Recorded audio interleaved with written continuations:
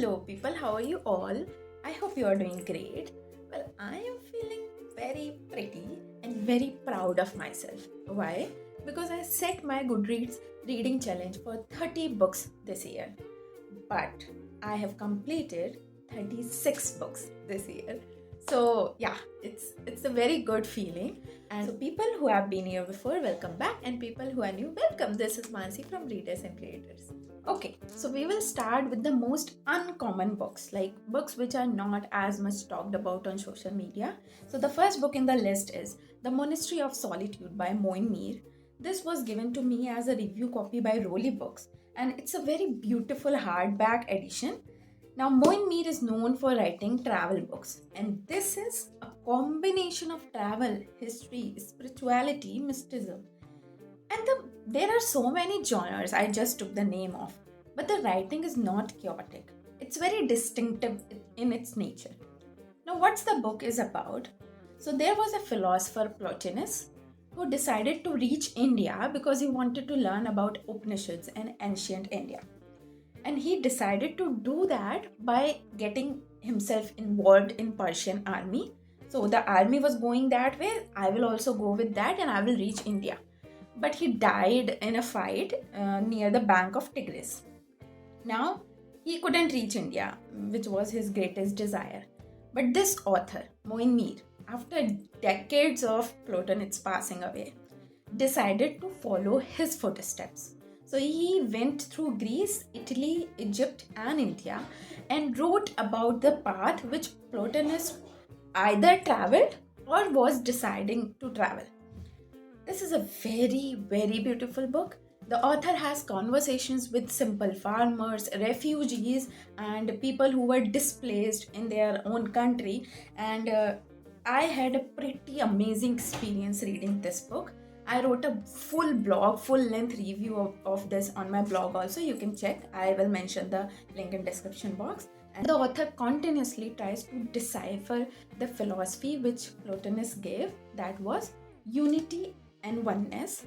So it explores basically how every person or every culture from different areas of the world are common or united in one way or another. So this book is an exploration of that. Second in the list is Summer of Then by Rupleena Bose. Again, a hardback, beautiful edition given to me by Penguin. And this book has a very diverse reviews on GoodReads. Some people liked this very much, some didn't at all. I'm in the former category. I loved this book. Why? Because there's the protagonist, a woman, who's going through some quarter life crisis. She is in her late 20s and she is trying to be everything at once. Like good daughter, a good career woman, trying to handle all financial responsibilities, trying to be a good wife. All the while, she is also exploring her sexual desires and romanticism with her husband and another boy who's involved in that. So people have this like negative review of this because of the cheating side which is explored by the protagonist in the book. But keeping that aside, I would say that it explores the minds or the thoughts of a woman in her late 20s very brilliantly. Like I can agree, I'm in my late 20s and I agree with the thoughts or dilemma a woman goes through in this stage of life. So yeah, it's a good book. Rupleena Bose has so like incredibly weaved her way through like metro cities and small towns and then Mumbai, and the book ends on the onset of coronavirus 2020. So it's a like decade exploring in this book.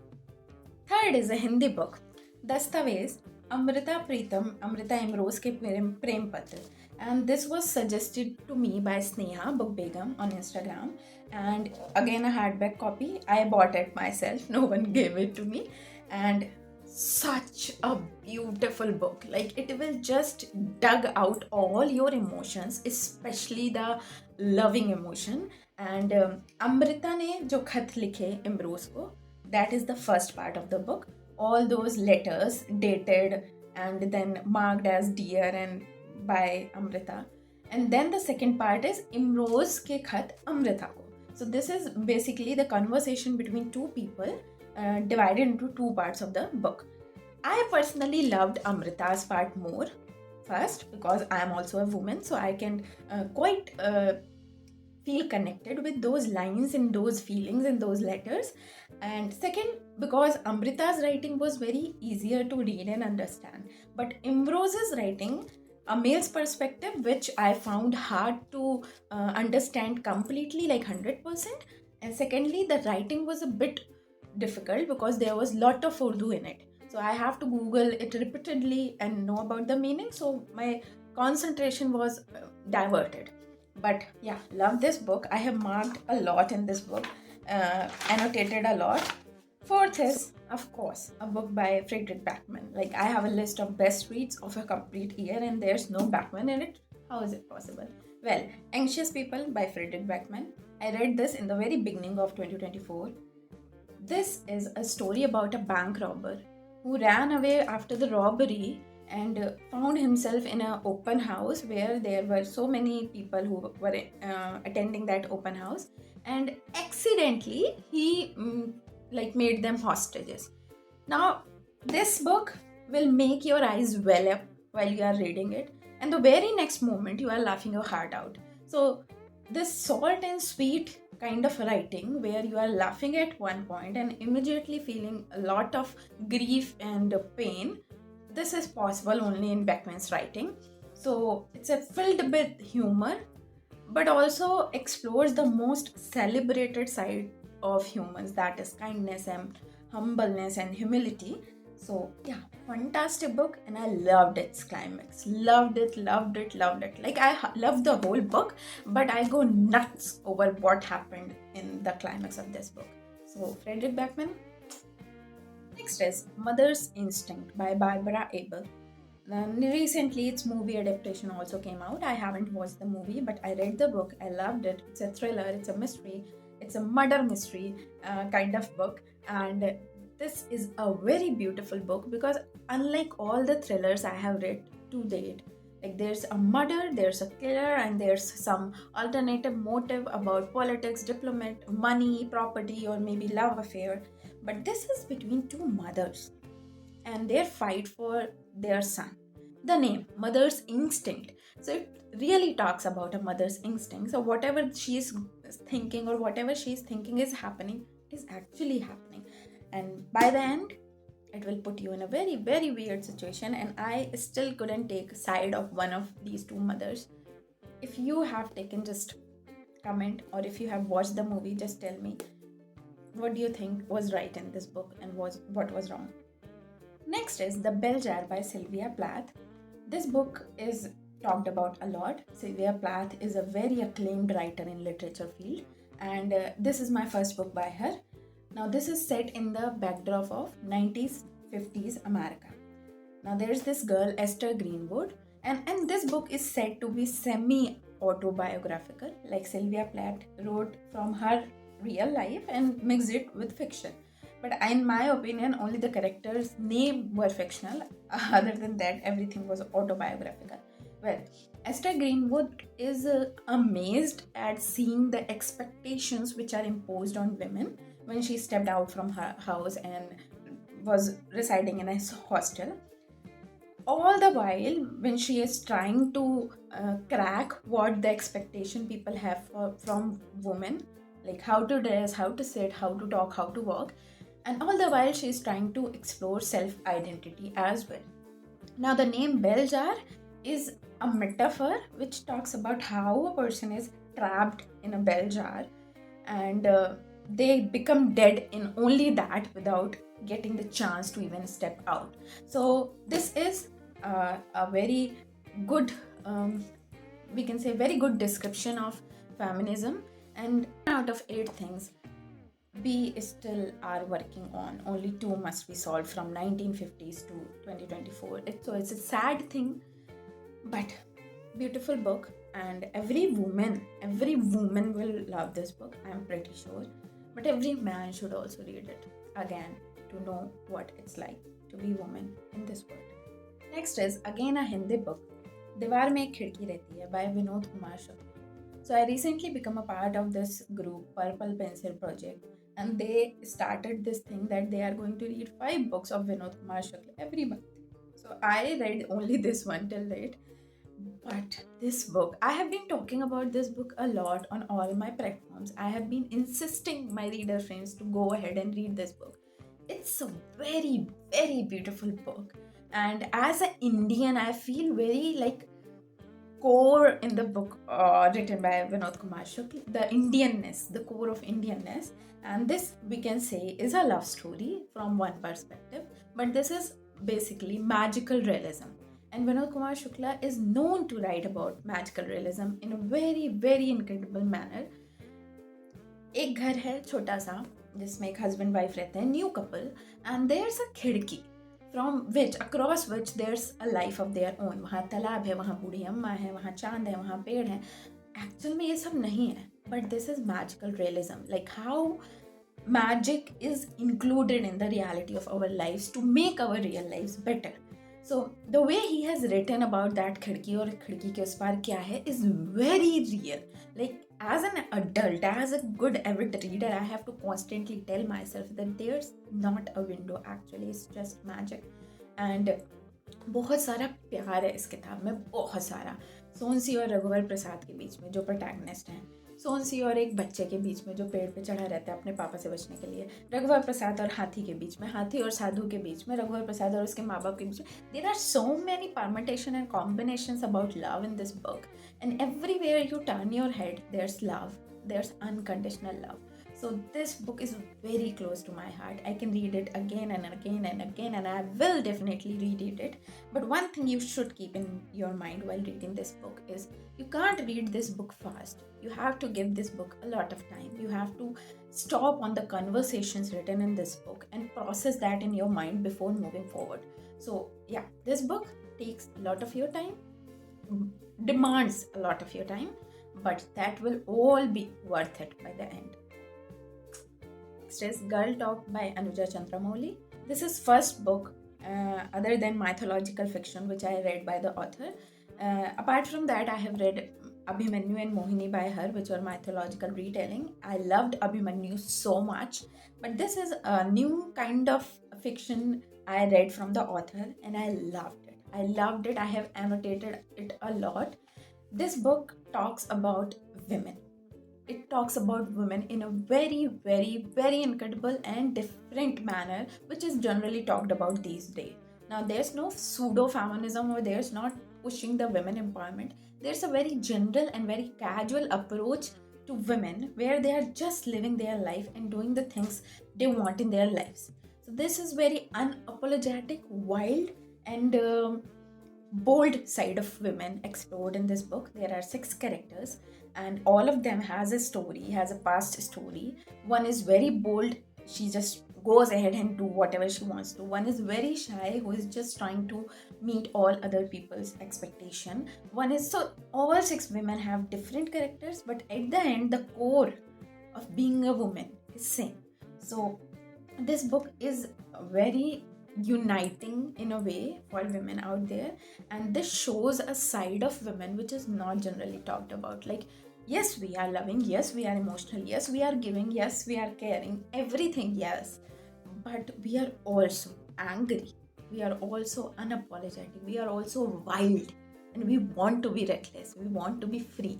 So these characters are those characters, and I would love to become some percentage of those characters. I would love to show that side of my to the world without being scared of the judgments. So beautiful, empowering book.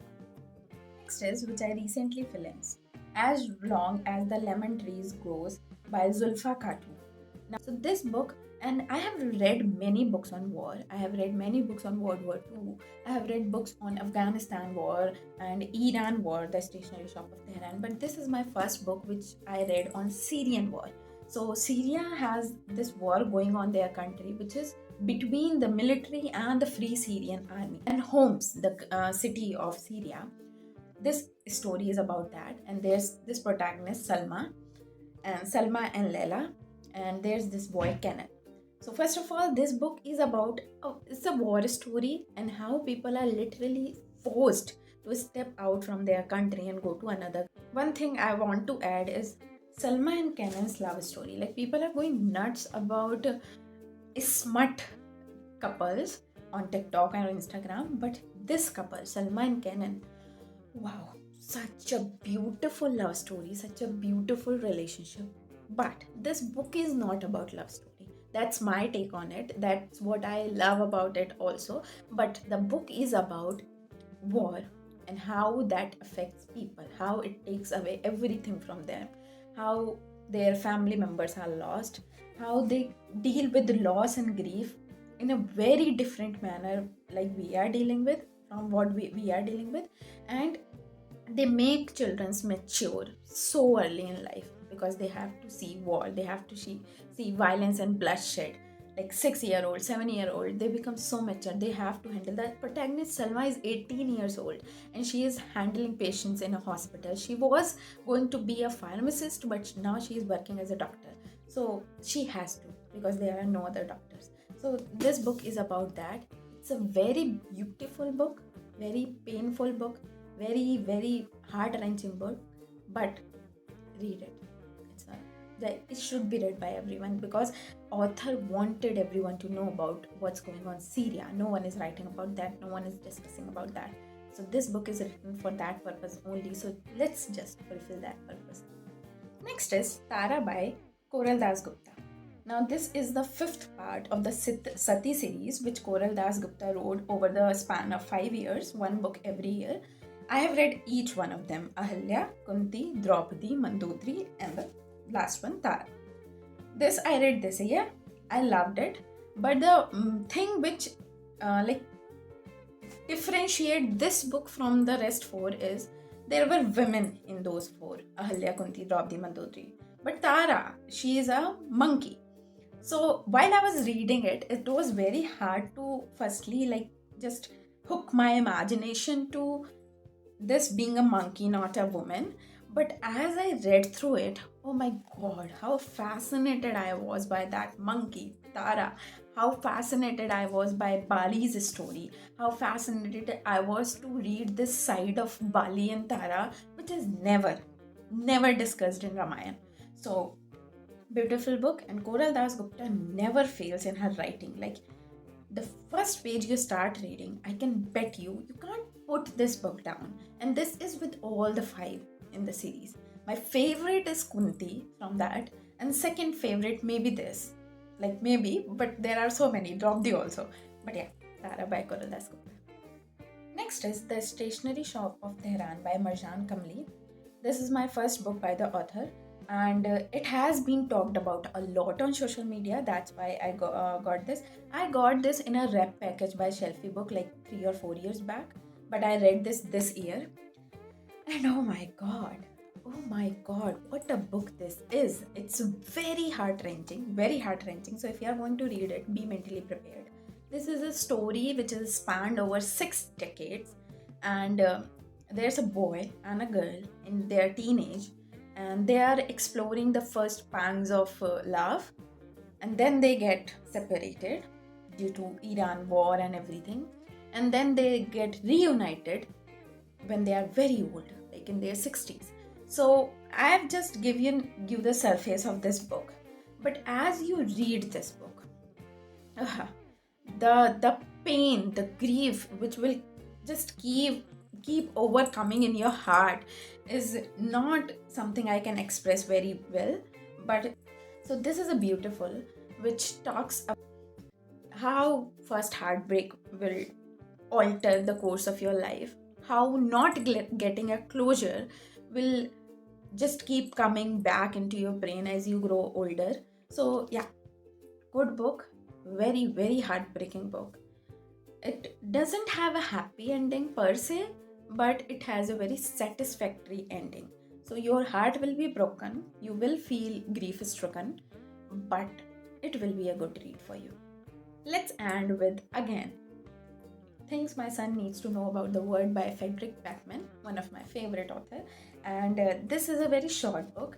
And if you have read Tuesdays with Maury, and if you love it, Then this book is very like similar to that, but in Tuesdays with Maury there's a talk about death a lot.